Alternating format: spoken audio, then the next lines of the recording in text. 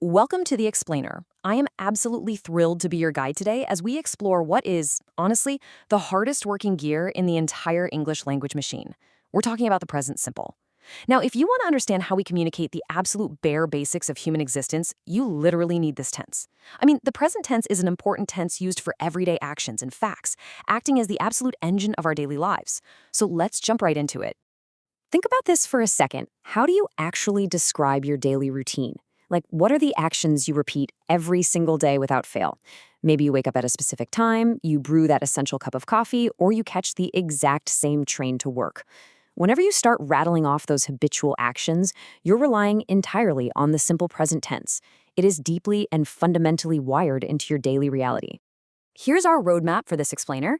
We'll start with the tenses for everyday life, then we'll get into building the simple present, followed by contrasting the simple versus present continuous.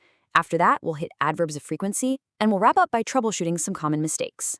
All right, kicking things off with part one, the tenses for everyday life, facts, habits, and routines. So at its very core, the simple present tense is what we use to describe habits, general truths, repeated actions, or those unchanging, permanent situations. And the crucial takeaway here is that we aren't just talking about things happening right this exact second. No, we're talking about the permanent anchor we use for everyday actions and facts. Basically, it's the tense of permanence and repetition. Let's look at how this brilliantly plays out in action. Check out this reading passage about a guy named Omar. Omar wakes up at 7 a.m. He washes his face and eats breakfast. At 9 a.m., he goes to work. He works in a supermarket. Do you see how every single one of those actions, wakes, washes, eats, goes, works, builds this clear sequence of daily routine? By using the simple present, we instantly know this isn't just something Omar decided to do today. This is his life. This is just what he does. We also use this tense to express feelings or facts that are pretty much always true. Take this fantastic and highly relatable quote from English teacher Bob the Canadian. "I hate mosquitoes, I love pizza." Notice he didn't say, "I am hating mosquitoes." He hates them generally, universally, permanently. And his love for pizza? That's a universal truth for the guy. The simple present handles these permanent states absolutely perfectly. Moving right along to section 2, building the simple present. Let's get our hands dirty with the mechanics. Okay, here is the absolute most crucial mechanical rule you need to commit to memory. For most subjects, like I, you, we, and they, you simply use the base form of the verb. I work, they play. Easy enough, right? And this is where so many people trip up. When you switch to the third person singular, meaning he, she, or it, you absolutely must add an S or ES to the end of that verb. So I work becomes he works, they go becomes she goes. It's a tiny little change, but it is a total game changer for clarity. Now, what happens when we want to say no or ask a question? We bring in our helper verbs, do and does, along with not. For I, you, we, and they, it's do not or don't. For he, she, and it, it's does not or doesn't, so she doesn't play. And for questions, we just slide that helper verb right to the front. Does she play? But hey, pay close attention to this detail. Once you use does or doesn't, your main verb, like play, reverts right back to its base form. You'd never say, does she plays? Nope, you drop that extra S. There are also just a few quick spelling rules you'll want to recognize when you're tacking on that third person S. It's really all about visual pattern recognition. If the verb ends in a cha, sha, ss, x, or o sound, you add es, so watch becomes watches and go becomes goes.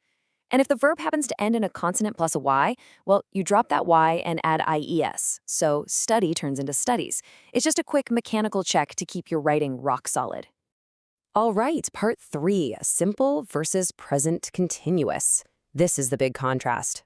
Using the rule of contrast here is honestly the best way to understand this. Look over at the left side. I work from home. That's the simple present. It signals that this is my permanent situation. It's my routine. Now look at the right side. I am working from home today. That is present continuous. It tells you that right now, just for today, temporarily, I'm at home. That's the secret formula. Simple means permanent, continuous means temporary. Let's reinforce that idea with a location-based example to really make it stick. I live in Barcelona. When you say that, you're telling me your home, your usual permanent residence, is in Barcelona. It's a fact. But if you say, I am living in Barcelona for a few months, using that continuous ing form, you're basically giving me a massive clue that this is a temporary state. You're planning to leave eventually. The simple present firmly anchors things in permanence. Moving on to Section 4, Adverbs of Frequency. Think of these as your simple present cheat sheet. You're probably familiar with this list of common adverbs of frequency. Always, usually, often, sometimes, hardly ever, never. Now, the golden rule here is where you put them. They generally slot in right before the main verb, like I always drink coffee. He never eats meat. The only major curveball is with the verb to be. If you're using am, is, or are, the adverb actually goes after it, like he is always late. But for all those other regular action verbs, just drop that adverb right before it to show how often the habit happens. But what if your frequency expression is a bit longer? Phrases like every day, once a week, or 3 times a month. Those guys anchor the very end of your sentence. I brush my teeth 3 times a day. They act almost like a punctuation mark of routine at the tail end of your thought, showing exactly when that repeated action actually takes place. And finally, Section 5, Avoiding Common Mistakes. Let's do some troubleshooting. Oh, this is such a classic trap, and arguably the most frequent error out there. Take a look at this incorrect sentence. I am having breakfast every day. Because the person is doing it every day, it is inherently a routine. So using the continuous ing form for a daily habit just sounds grammatically clunky. The correct form is the simple form. I have breakfast every day. It's that easy. Just keep your routines simple. Now, the simple present is also perfectly designed for stating absolute facts and cause and effect scenarios. It's what we sometimes call the zero conditional. Let's bring back a slightly humorous but very true example from Bob the Canadian. If you eat too much, you gain weight. Notice how both halves of that sentence use the simple present, eat and gain, because it's an absolute biological fact. It's a universal truth. And for universal truths, the simple present is literally the only tool for the job. Well, we've broken down the mechanics, the big contrasts, and all the rules. So I have a question for you. What do you do every day? I challenge you to immediately apply what we just covered.